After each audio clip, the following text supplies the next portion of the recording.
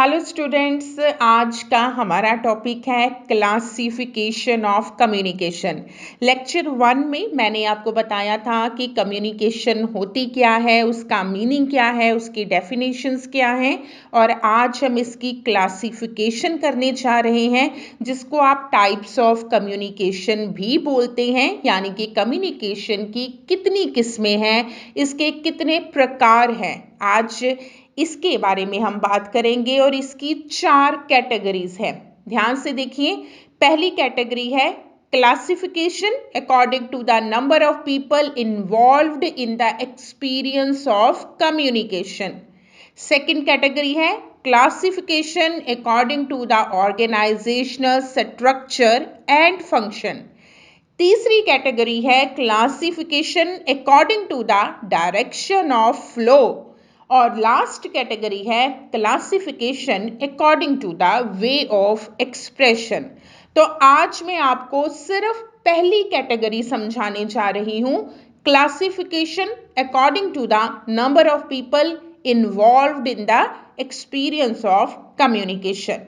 तो आज के इस लेक्चर में हम पहली कैटेगरी की बात करेंगे। सबसे पहले इस बात को समझो कि इस कैटेगरी का मतलब क्या है। इसका मतलब ये होता है कि कम्युनिकेशन जब हम करते हैं तो उस कम्युनिकेशन के प्रोसेस में कितने लोग शामिल हैं, उसके आधार पर हमने कम्युनिकेशन की क्लासिफिकेशन की है। Classification according to the number of people involved in communication, यानी कि संचार में कितने लोग पार्टिसिपेट कर रहे हैं, उस बातचीत में कितने लोग शामिल हो रहे हैं, उन लोगों की संख्या के आधार पर हमने संचार की किस्में तय की हैं, जिसमें ये किस्में हैं intrapersonal communication, interpersonal communication, group communication, public communication and mass communication. तो अब हम इन पांचों को डिटेल में स्टडी करेंगे। सबसे पहले आती है इंट्रापर्सनल कम्युनिकेशन।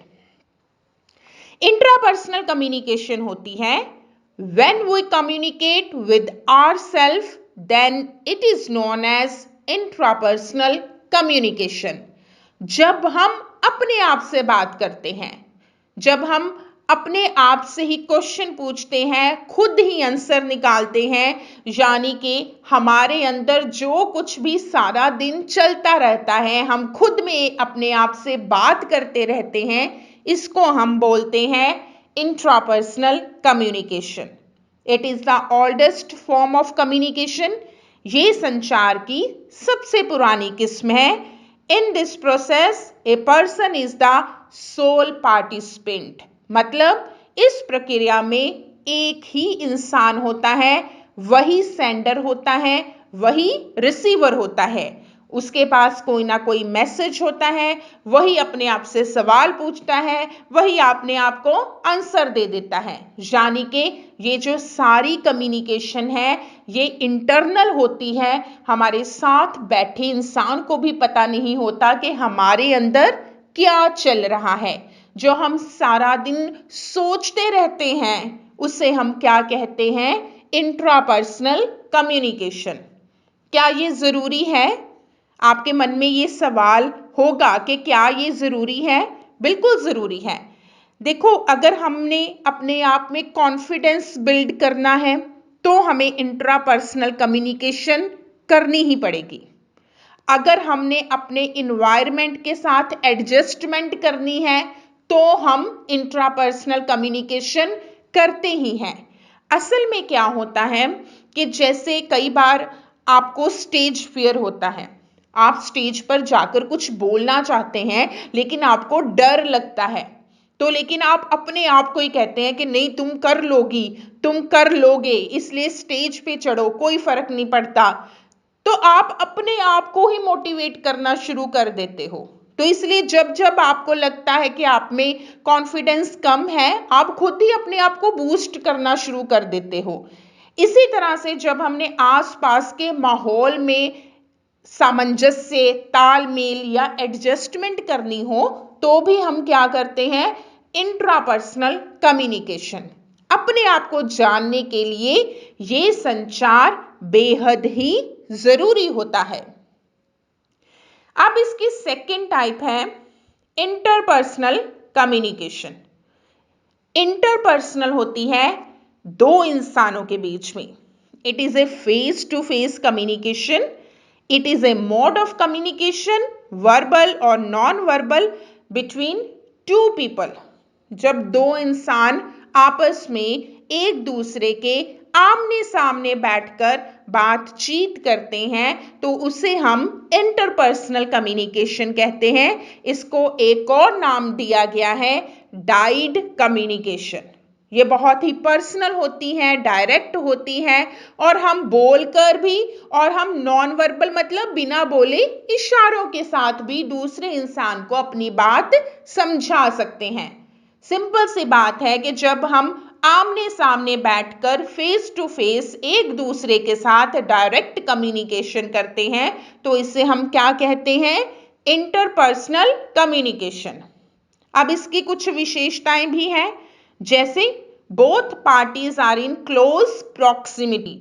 दोनों जो पार्टीज हैं, दोनों जो ग्रुप्स हैं या दोनों जो लोग हैं वो एक दूसरे के नजदीकी रिलेशन में होते हैं। वो एक दूसरे के साथ किसी भी मुद्दे पर विचार विमर्श करना चाहते हैं या एक दूसरे के साथ कोई व्यक्तिगत बात, पर्सनल बातें शेयर करना चाहते हैं।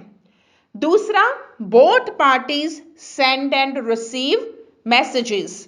दोनों ही बातों का आदान प्रदान करते हैं, दोनों एक दूसरे से बातचीत करते हैं। एक इंसान बोलता है, दूसरा सुनता है, फिर दूसरा बोलता है, पहला सुनता है। तो इस तरह से दोनों इंसान आपस में एक दूसरे के साथ अपनी फीलिंग्स को, अपने ओपिनियंस को शेयर करते हैं। और तीसरा, इन मैसेजेस में वर्बल और नॉन वर्बल साइंस दोनों शामिल होते हैं, यानी इंसान बोलकर भी और बिना बोले इशारों के साथ भी कम्युनिकेट करता है। अब नेक्स्ट हमारी टाइप आ जाती है group communication. Group communication occur between 3 और मोर पर्सन्स। जब 3 या 3 से ज्यादा लोग आपस में कम्युनिकेट करते हैं, बातचीत करते हैं तो उसे हम क्या कहते हैं? Group communication. Interaction and intimacy depends upon the size of A group. उस ग्रुप में लोग एक दूसरे के साथ कितनी बातें करते हैं, कितना मेल जोल बढ़ाते हैं, असल में ये चीज इस बात पे डिपेंड करती है कि उस ग्रुप का साइज कितना है। अगर ग्रुप का साइज कम है, लोगों की इंटरेक्शन ज्यादा होगी। अगर ग्रुप का साइज बहुत बड़ा है तो लोगों की इंटरेक्शन कम होगी। सिंपल सी बात है, अगर आपकी क्लास में 10, 12, 15, 20 बच्चे हैं तो सभी एक दूसरे को जानते होंगे, टीचर भी आपके साथ अच्छी तरह से इंटरेक्ट करता होगा। अगर आपकी क्लास में 100, 200, 400 बच्चा है तो ऑब्वियसली सभी ना तो एक दूसरे को जानते होंगे, ना ही एक दूसरे के साथ इंटरेक्ट करते होंगे। ग्रुप का साइज जितना बड़ा होता जाएगा उनके बीच में कम्युनिकेशन उतनी ही कम होती जाएगी। अब ग्रुप की भी कुछ टाइप्स हैं। There are many types of group. Primary group, पहला कौन सा है? प्राइमरी ग्रुप, जिसके हम सब मेंबर हैं।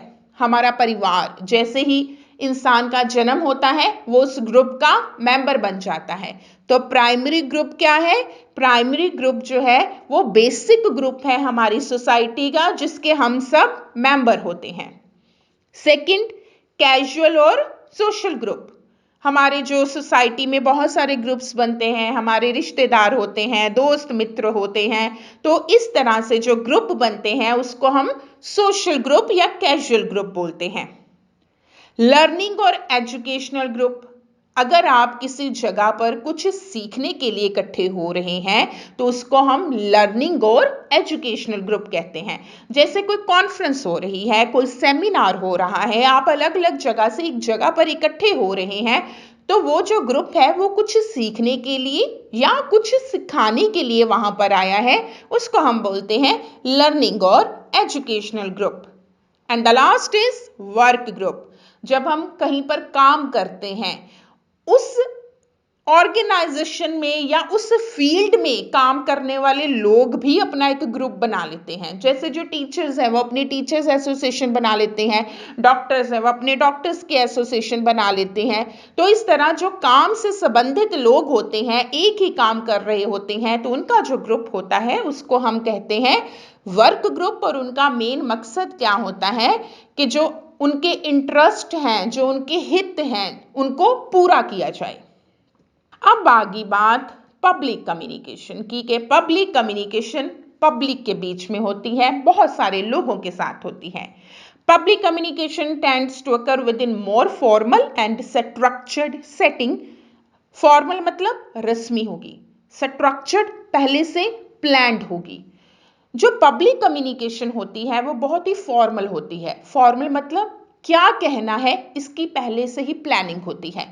कहां पर ये पब्लिक कम्युनिकेशन होगी? पब्लिक होती है जब हम बहुत सारे लोगों के साथ कम्युनिकेट करते हैं। जैसे किसी रैली को हम संबोधित करते हैं, बहुत सारी जनता के साथ जब हम बातचीत करते हैं, तो इसलिए उसकी पहले से प्लानिंग करनी पड़ती है। जो पहले से शमियाने लगाने हैं या स्पीकर लगाने हैं, पानी का अरेंजमेंट करना है, स्पीच अपनी तैयार करनी है, तो बहुत ही फॉर्मल होती है और साथ में पहले से ही वो प्लान्ड होती है। In public communication, one person is designated as a sender and the rest are cast in the complementary role of listeners or audience members. ज़्यादातर पब्लिक कम्युनिकेशन में क्या होता है कि एक स्पीकर होता है और बाकी सारी ऑडियंस होती है। जैसे रैली को अगर कोई नेता, कोई लीडर संबोधित करता है, तो वो जो नेता है वो क्या है? वो सेंडर है, और बाकी सारे लोग जो उसको सुन रहे हैं बैठकर, वो क्या है? ऑडियंस है। Public communication occurs public rather than private places. सीधी सी बात है, पब्लिक कम्युनिकेशन हमेशा पब्लिक प्लेसेस पर होगी। जैसे किसी पार्क में हो गई, किसी स्टेडियम में होगी। प्राइवेट प्लेसेस पर, घरों पर पब्लिक कम्युनिकेशन नहीं होती है। और नेक्स्ट है मैस कम्युनिकेशन। मैस मतलब बहुत ज्यादा, अनगिनत लोगों के साथ बातचीत करना। It is the process of delivering information, ideas and attitude to a sizeable and diversified audience through use of media developed for that purpose. सीधी सी बात है, जब हमने अनगिनत लोगों के पास अपने मैसेज को पहुंचाना हो और हम मीडिया के जरिए उस मैसेज को लाखों करोड़ों लोगों तक पहुंचाते हैं, तो उसे हम क्या कहते हैं? Mess communication. यानी कि जब हम मीडिया के जरिए लाखों लोगों तक अपने संदेश को पहुंचा रहे होते हैं, उसको हम बोलते हैं मैस कम्युनिकेशन। ये मीडिया का चैनल रेडियो भी हो सकता है, टीवी भी, सोशल मीडिया भी, न्यूज़पेपर भी। The audience in mass communication is heterogeneous and large. Large बहुत ज़्यादा होती है, heterogeneous मतलब एक दूसरे से बिल्कुल डिफरेंट होती है। उनका कल्चर डिफरेंट होता है, उनकी लैंग्वेज डिफरेंट होती है, उनके हैबिट्स डिफरेंट होते हैं, टोटली एक दूसरे से डिफरेंट होती है। और मैस कम्युनिकेशन में दो चीज़ें इंपॉर्टेंट होती हैं, what to communicate and how to communicate. What मतलब कहना क्या है, क्योंकि आपकी बात लोगों तक पहुंच रही है, लाखों लोगों तक पहुंच रही है, इसलिए बहुत ज़्यादा सोच समझकर आपको बोलना पड़ता है।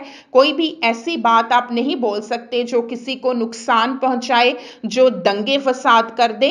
इसलिए क्या कहना है ये भी प्लानिंग करनी पड़ती है, और कहना कैसे है, यानी कि आपका स्टाइल बहुत मैटर करता है। The expression is public rather than private because the messages are not addressed to particular individuals. जो भी आपका मैसेज है वो अपने लोगों को ध्यान में रखकर ही बनाना होता है, क्योंकि इसमें लोगों के साथ हम कम्युनिकेट करते हैं। प्राइवेट किसी एक इंडिविजुअल को हम मैसेज नहीं भेज रहे, हम लाखों लोगों तक भेज रहे हैं मैसेज, जो अलग अलग एरियाज में बैठे हैं, जो अलग अलग कल्चर के हैं, जिनकी अलग अलग आदतें हैं। तो इस तरह से आपके मैसेज को लाखों लोग रिसीव कर रहे होते हैं। तो इस तरह से पूरी ऑर्गेनाइजेशन मास कम्युनिकेशन में लगी होती है। तो इस तरह से ये हमारी टाइप्स हैं जो हमने क्लासिफिकेशन की है कम्युनिकेशन की, नंबर ऑफ पीपल के बेस पर, यानी कि संचार में कितने लोग भाग ले रहे हैं। तो ये था आज का हमारा लेक्चर। कल के लेक्चर में हम कम्युनिकेशन की अगली टाइप्स करेंगे।